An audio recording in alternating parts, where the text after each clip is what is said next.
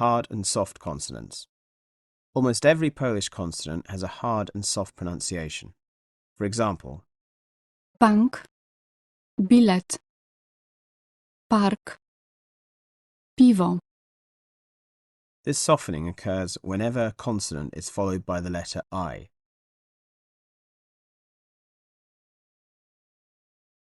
But when I itself is followed by another vowel, it adds to the consonant a trace of the sounds y, as in yes, and is no longer pronounced as a separate syllable.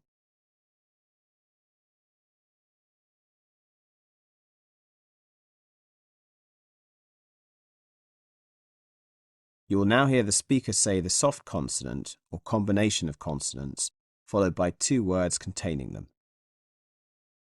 Ci, pić, ciotka, ni, koń, koniec, si, środa, siostra, zi, źle, ziemia, dzi, dźwig, dzisiaj.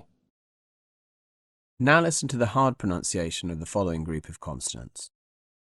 Cz, czas, poczta, sz, szkot, paszport, ż, rzeka, morze, ż, żona, żaba,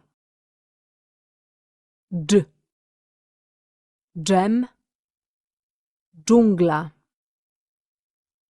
dz, dzwon, bardzo.